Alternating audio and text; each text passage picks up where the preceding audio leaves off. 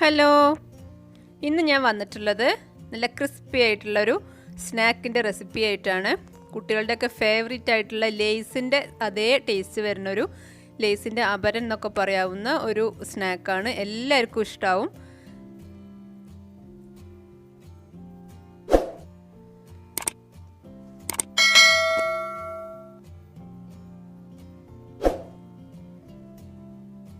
ഇതിന് വേണ്ടിയിട്ട് ഞാൻ 1 കപ്പ് വെള്ളം അടുപ്പത്ത് വെച്ചിട്ടുണ്ട്. അതിലേക്ക് പാകത്തിന് ഉപ്പിട്ട് കൊടുത്തു. 1 കപ്പ് പൊടി കൊണ്ടാണ് നമ്മൾ ചെയ്യുന്നത്. അപ്പോൾ അതേ കപ്പിന് തന്നെ വെള്ളം വെക്കുക.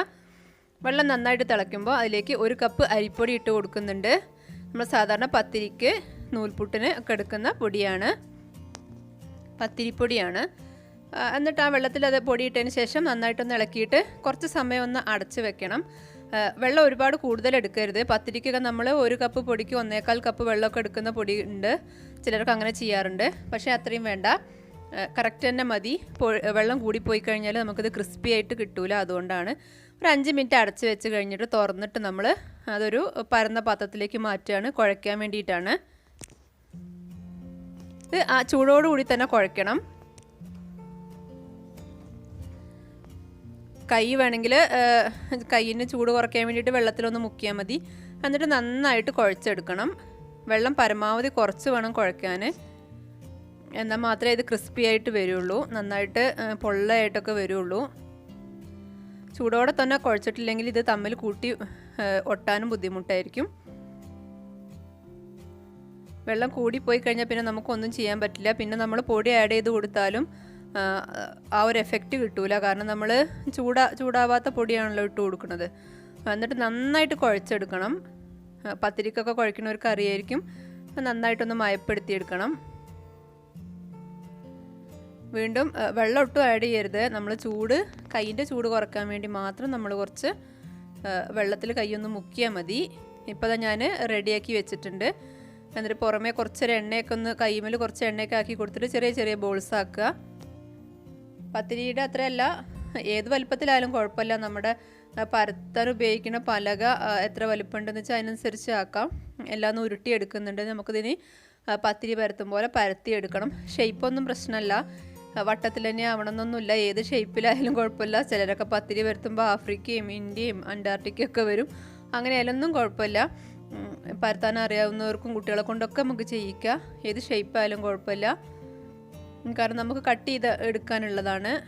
കഴിയുന്ന അത്രയും തിന്നായിട്ട് വേണം പരത്തിയെടുക്കാൻ. അതാണ് ഇതിൻ്റെ ഒരു പ്രത്യേകതയുള്ളത്. ഒരുപാട് കട്ടി പാടില്ല. അപ്പോൾ ഞാൻ മാക്സിമം തിന്നായിട്ട് പരത്തിയെടുത്തിട്ടുണ്ട്. ഇനി ഇത് സ്ക്വയർ ഷേപ്പിൽ കട്ട് ചെയ്തെടുക്കണം. 2 സൈഡിൽ അതുപോലെ 4 സൈഡിൽ നിന്നും ആ ഭാഗങ്ങളൊക്കെ മുറിച്ച് മാറ്റിയിട്ട് കറക്റ്റ്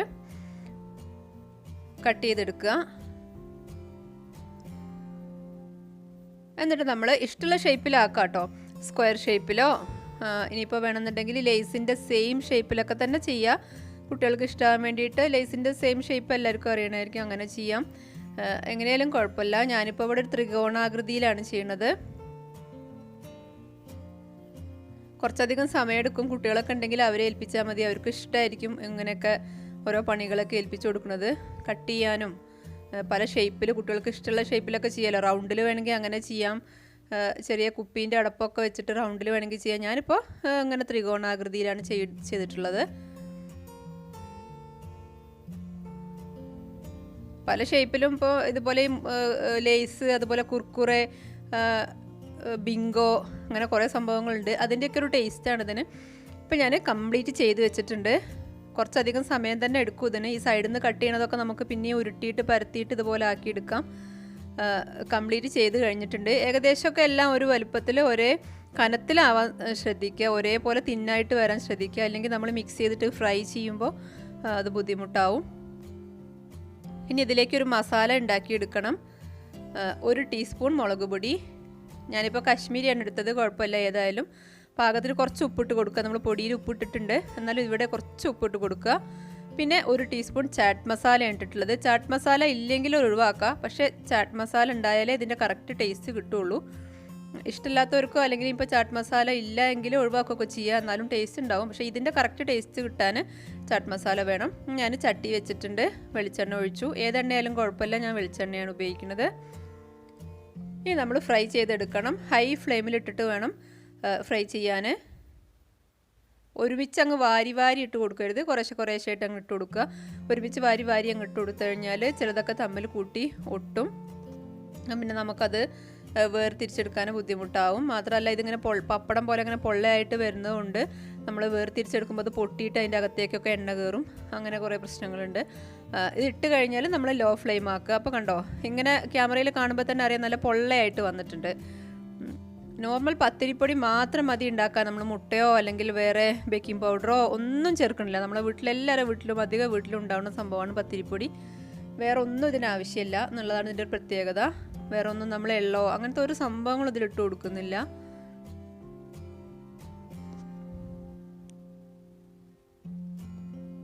ഷേപ്പ് ഓരോരുത്തരുടെ ഇഷ്ടത്തിനനുസരിച്ച് ചെയ്യാം. സ്ക്വയർ ഷേപ്പിൽ വേണമെങ്കിൽ അങ്ങനെ ചെയ്യാം. ഒരുപാട് അധികം ഇട്ട് കൊടുക്കണ്ട. ഈ പരന്ന ടൈപ്പിലുള്ള പാനാണെന്നുണ്ടെങ്കിൽ നമുക്ക് ഒരുപാട് അധികം അങ്ങനെ ഇട്ട് കൊടുക്കാം. അപ്പോൾ കണ്ട ഒരു ഇളം മഞ്ഞ കളർ ഇങ്ങനെ വന്നിട്ടുണ്ട്. കുറച്ചധികം സമയം തന്നെ എടുക്കും കേട്ടോ. ഈ കളറിൽ വരുമ്പോൾ നമ്മൾ കോരി എടുക്കുക. ഇങ്ങനെ കാഴ്ചയിൽ തന്നെ അറിയാതെ.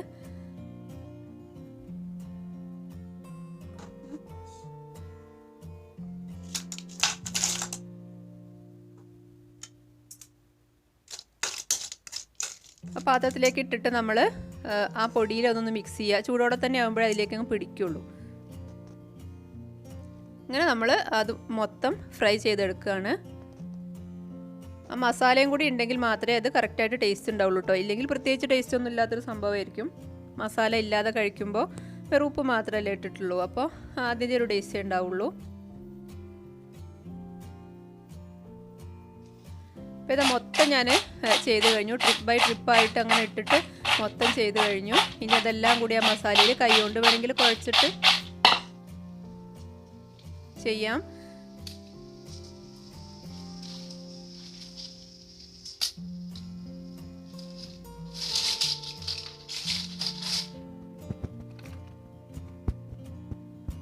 ശരിക്കും കറുമുറ കുറയ്ക്കാനുള്ള നല്ല അടിപൊളിയൊരു സ്നാക്കാണ്.